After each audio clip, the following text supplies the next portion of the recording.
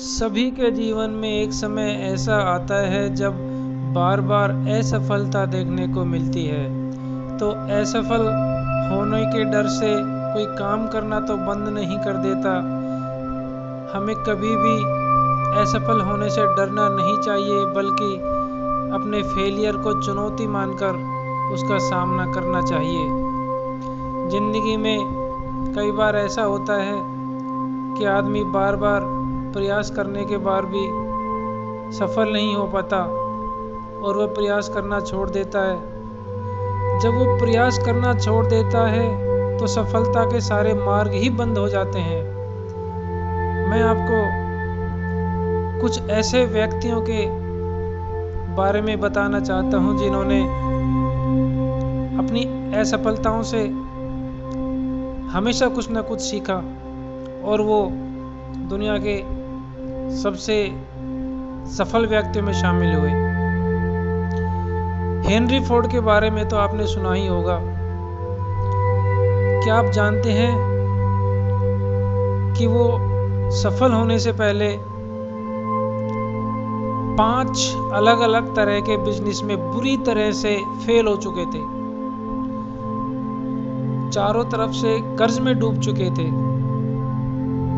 लेकिन उन्होंने हिम्मत नहीं हारी, लगातार प्रयास करते रहे और अपना नाम अमर कर दिया। उनकी जगह कोई और होता तो कर्ज में डूबने की वजह से हताश हो जाता, लेकिन उन्होंने ऐसा नहीं किया। इसके बाद बल्ब के आविष्कारक थॉमस अल्वा एडिसन के बारे में तो आपने सुना ही होगा। उनके बारे में जब आप जानेंगे तो बड़ी हैरानी होगी। बल्ब का आविष्कार करने से पहले उन्होंने 1000 बार प्रयास किए और वो बुरी तरीके से विफल हुए, लेकिन उन्होंने असफलता के डर से प्रयास नहीं छोड़ा और एक दिन ऐसा आया जब वो सफल हुए और आज उनका नाम हर कोई जानता है। इसी तरीके से अल्बर्ट आइंस्टीन के नाम को तो हर कोई जानता ही होगा।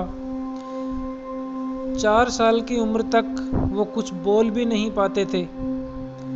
उनको दिमागी रूप से कमजोर माना जाता था, लेकिन उन्होंने इन सब बातों को झुठला दिया और वो अपने सिद्धांतों के दम पर दुनिया के सबसे बड़े साइंटिस्ट बने। इसी तरह से अपने मिसाइल मैन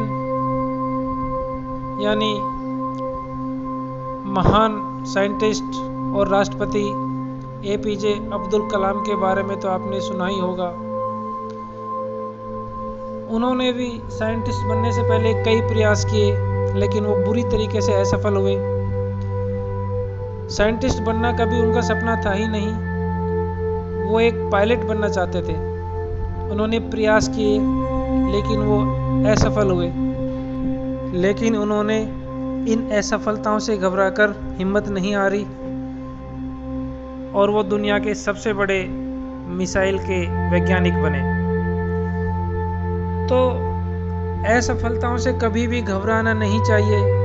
असफलता के डर से यदि कोई काम शुरू ही नहीं होगा तो सफल होने की सारे रास्ते बंद हो जाएंगे। इसलिए जब भी कोई असफल होता है तो उसको और जोश से वो काम शुरू करना चाहिए और ये देखना चाहिए कि इस असफलता का मुख्य कारण क्या है, क्या कमी रह गई है, और अगले प्रयास में उस कमी को दूर करना चाहिए। निश्चित ही एक दिन ऐसा आएगा जब उन्हीं असफलता के कारणों की वजह से आपको सफलता मिलेगी और अपना काम बहुत अच्छे से कर पाएंगे। इसलिए यह बहुत ज़रूरी है कि असफलताओं से कुछ ना कुछ सीखें और असफलताओं से घबराएं ना, उसको अपना हथियार बनाएं ताकि सफलता आपके कदम चूमे। धन्यवाद।